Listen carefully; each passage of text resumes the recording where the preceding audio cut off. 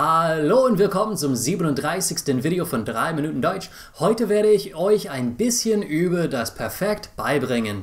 Das ist das erste Video in einer Reihe von Videos über das Perfekt. Es ist nicht so einfach wie auf Englisch. Auf Deutsch benutzt man das Perfekt nur, wenn etwas schon passiert ist. Auf Deutsch verwendet man immer noch das Präsens, wenn etwas in der Vergangenheit begonnen hat, aber immer noch passiert. Oder wenn etwas schon passiert ist, aber es wird irgendwann noch einmal passieren. Um das Perfekt zu verwenden, müssen wir mit haben oder sein anfangen. Diese Verben konjugieren wir genau wie im Präsens. Man verwendet haben mit Verben mit Akkusativ-Ergänzung und sein mit Verben der Ortsänderung oder der Zustandsänderung. Es gibt auch noch ein paar Regeln dazu, aber für heute wird das gelingen. Außer dem Hilfsverb verlangt das Perfekt auch noch ein Partizip Perfekt. Um ein Partizip Perfekt aus einem regelmäßigen Verb zu bauen, beginnt man mit einem Infinitiv.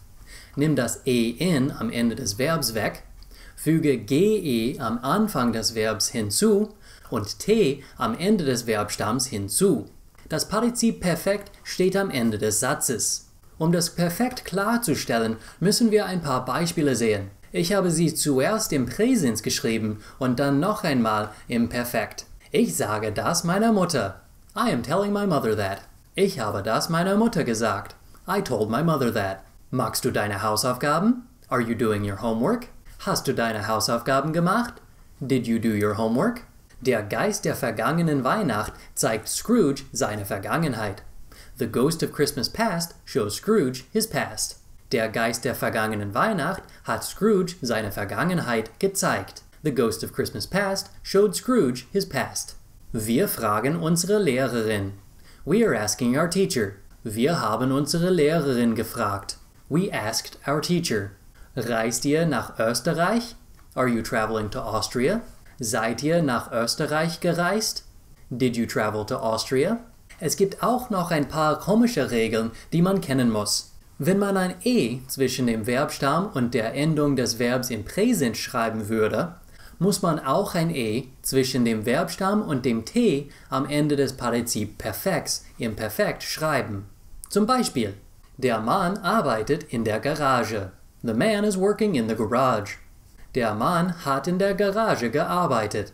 The man worked in the garage. Wenn das Verb ein trennbares Präfix hat, muss man ge zwischen dem Präfix und dem Verbstamm des Partizip Perfekts schreiben. Ich mache gerne mit. I like participating. Ich habe gern mitgemacht. I liked participating. Wenn das Verb ein untrennbares Präfix hat, verwendet man ge gar nicht. Meine Tochter erzählt mir eine Geschichte. My daughter is telling me a story. Meine Tochter hat mir eine Geschichte erzählt. My daughter told me a story. Nachdem man die Regeln für regelmäßige Verben kennt, kann man jedes regelmäßige Verb im Perfekt verwenden. In der Beschreibung gibt es einen Link, wo man die 50 meistverwendeten regelmäßigen Verben finden kann. Wenn du mehr Beispiele sehen willst, gibt es auch noch einen Link zu meinem Blog in der Beschreibung. Das ist alles für heute. Danke fürs Zuschauen. Bis zum nächsten Mal. Tschüss.